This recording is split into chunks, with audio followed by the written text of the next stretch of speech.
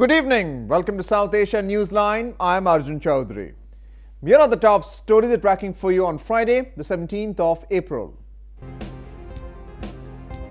Prime Minister Narendra Modi concludes 9-day three-nation visit. US doctor injured in suspected IS attack in Pakistan. Out of danger, says doctors. And Emraan Hashmi turns invisible to fight evil this weekend.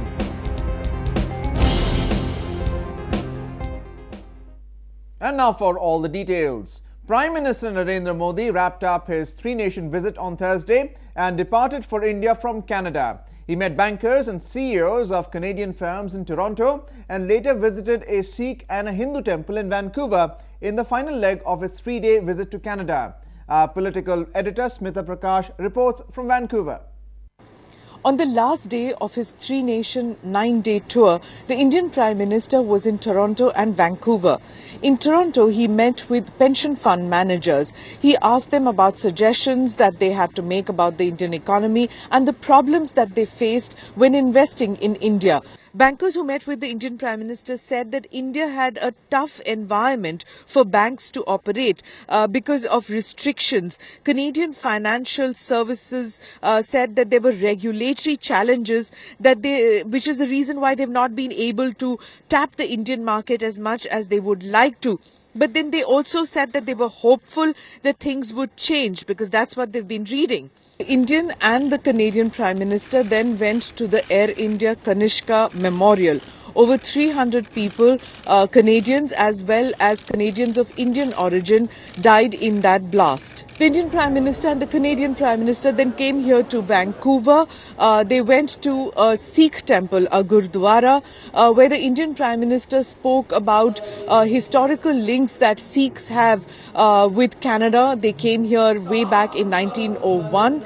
He also visited a museum here which showed the history of the first Sikhs who came to Canada.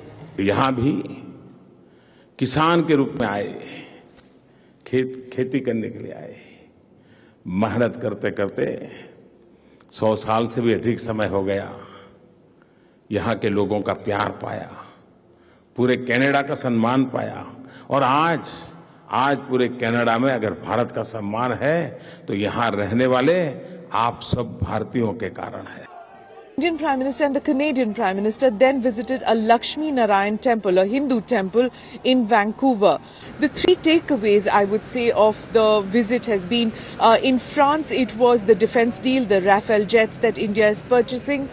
In Germany, it was a major push for Make in India, which is the pet project of the Indian Prime Minister, inviting investment into infrastructure, railways, ports and airways. Here in Canada, it was the uranium deal, the nuclear energy pact that India signed with Canada, getting nuclear commerce going between the two nations and also reaching out to the Sikh population. An American national who was shot by gunmen in southern Pakistan on Thursday is out of danger, doctors have said. The suspected Islamic State attack was the first of its kind reported in Pakistan, targeting foreigners. Doctors treating Deborah Lobo in Karachi Medical College said that she is out of danger post an emergency surgery late on Thursday. Lobo, a US national, has been living in Pakistan for nearly 2 decades, where she was serving as the vice principal of Karachi Medical and Dental College. The 55-year-old from California was shot twice by unidentified gunmen on Thursday while returning from work, which left her critically injured. Though no arrests have been made in the case so far, police said 4 men on motorbike carried out the attack. Investigators also suspect the involvement of Islamic State behind the attack after flyers attributed to the militants were recovered from the spot. The leaflets, both in English and Urdu, claimed that the attack was in retaliation to a recent paramilitary operation which killed 5 of its men. Though there is no confirmation of the presence of the IS militants in Pakistan, a lot of similar posters and wall chalking had sprung up across the country in the recent times. Intelligence agencies also believe that the IS could be operating in Pakistan by associating themselves with local militant outfits like the Tehreek-e-Taliban. The Interpol has issued a red notice against Bangladeshi war crimes convict Abdul Jabbar. He was given life imprisonment in February by the International War Crimes Tribunal in absentia for crimes against humanity during the 1971 Liberation War. The former Jatiya Party lawmaker was found guilty in charges including genocide, forceful conversion, arson and leading an auxiliary force of the Pakistani Army in 1971. Delivering the judgment, the ICT had asked Bangladeshi authorities to extradite the 83-year-old fugitive leader. He has been on the run since 2009, when criminal proceedings began against him in the case. More than 400,000 internet users responded to a call by India's telecom regulator for feedback on whether firms should be able to charge more for faster online speeds. Now, with mass protests against the moves, many big companies have backed out from the proposal. A report. Net neutrality has taken centre stage among internet users in India on plans by some telecom companies for tiered charges for access speeds. The concept means telecom companies must accord equal treatment to all internet traffic. But some users want to pay more for faster speeds. That has sparked a debate about access policy that has been splashed across newspapers in recent days. आप service providers को ये मनमानी नहीं कह सकते कि साहब आपने जो मनमानी पैसा आपने जो चार्जेस लगाने हैं लगाइए और आम नॉर्मल उपभोक्ता है वो सफर करेगा। तो आवश्यकता है कि हम कुछ प्रोएक्टिव कदम उठाएं। For its part, Tarai, as the telecom authority is known, issued a consultation paper on net neutrality on March 27th. It wants feedback on whether regulations currently not in place are needed. That brought the deluge of responses. TRAI is undertaking a consultation on the whole issue of net neutrality. I have asked them to give me a report by the second week of May after widest consultation possible, including online, to help government come to an informed decision on the issue of net neutrality. Still, India's largest online retailer, Flipkart, ended talks with telecom service Airtel Zero on faster speeds for some applications. Following suit, other startups pulled out of internet.org, which is spearheaded by Facebook. We looked at it closely, and after studying it, we realized that in long term it can potentially lead to disruption of net neutrality, which is extremely important for us. And really, after understanding the ramifications, we decided not to participate. Pressure to establish net neutrality has grown, but any action would only follow a report from a telecom regulator panel that would be eagerly read by internet users nationwide. Avneet Arora for South Asia Newsline, New Delhi. Pope Francis, the head of the Roman Catholic Church, met the family of Asia Bibi, the Pakistani woman who is on death row for blasphemy. According to Vatican Radio, Pope Francis greeted and met them on Wednesday while the family was in the Vatican, seeking international support for her.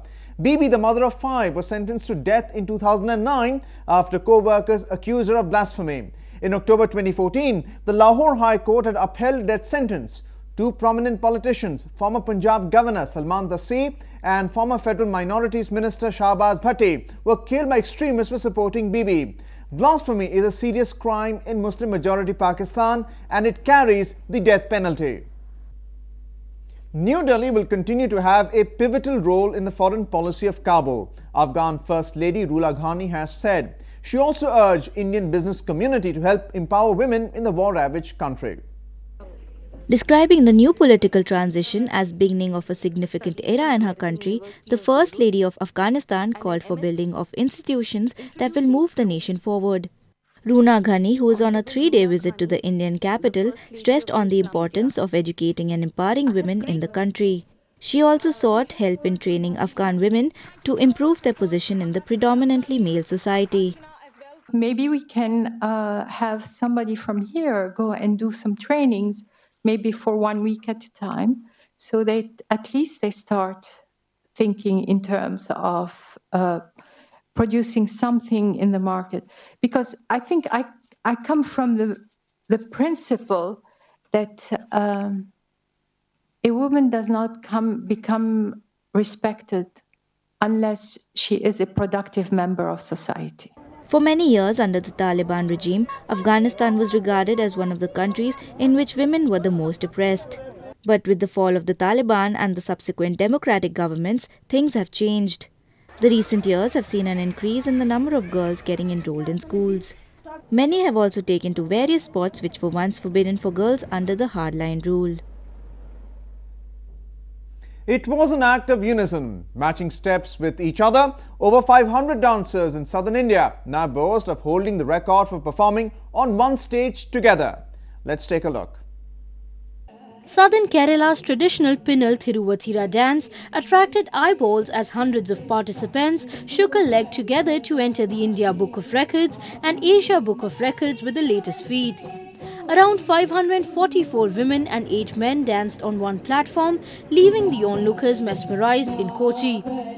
The record saw women aged between 15 and 75 years participating in the dance show, choreographed by 78-year-old Malathi G. Menon, who was felicitated by the officials for the record.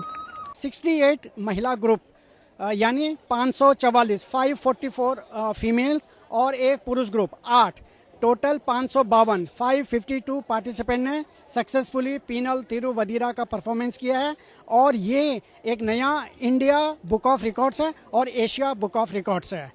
While women wore the traditional attire of white sari with golden border called Seta Mundam, the men were clad in kurta and lungi. The dancers performed for more than an hour, clapping and dancing to the tunes of a vocal music. Menon had already made a record for getting over 3,000 women perform the traditional dance form in 2013 as well. The fear of the unknown returns at the box office this weekend. Take a look at how his invisibleness is set to thrill and haunt the audience.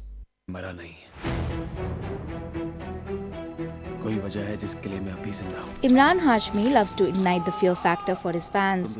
The Bollywood actor, better known for his suspense thrillers, delves into his favorite genre one more time with Mr. X. And as Hashmi turns invisible for the film, his tactics have generated enough buzz over the visual effects used in it. Accompanied by director Vikram Bhatt, producer Mahesh Bhatt and leading lady Amaira Dastur, Hashmi promoted his latest in entertainment capital Mumbai. He said the concept of the invisible man, which has not been explored much in India, was the film's USP. After last year, Raz, which dazzled the audiences. And I'm sure this one has gone leaps and bounds ahead of that as far as the 3D technology goes. It's got better cameras. It's far superior as far as the 3D experience goes. You'll have something hurled at you in the cinema halls every 5 minutes. The latest outing from the Bhatt camp, Mr. X, is a sci-fi thriller about a man who gains the power of invisibility and becomes a vigilante to take revenge on those who have wronged him. Since the movie involves a lot of 3D visual effects, the team launched a special standee as part of a unique, innovative marketing strategy. And to give you a taste of what the Mr. X experience will be like, we have an unusual standee which we shall unveil, and then you can experience the Mr. X within you, the X factor which is there in you.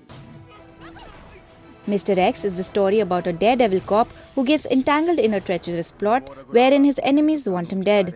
He survives an assassination attempt, but certain chemical reactions from a medicine injected to cure him leads to his becoming invisible. He then takes the law into his hands and seeks vengeance from all those who have wronged him. The film also stars Arunodhay Singh. Well, that's the way it was in South Asia this evening. Before we conclude the top stories once again. Prime Minister Narendra Modi concludes 9-day 3-nation visit. US doctor injured in suspected IS attack in Pakistan. Out of danger, say doctors. And Emraan Hashmi turns invisible to fight evil this weekend.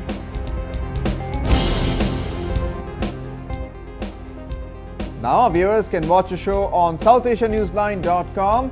You can also visit us on Facebook.com/SAsiaNewsline and follow us on Twitter @SAsiaNewsline.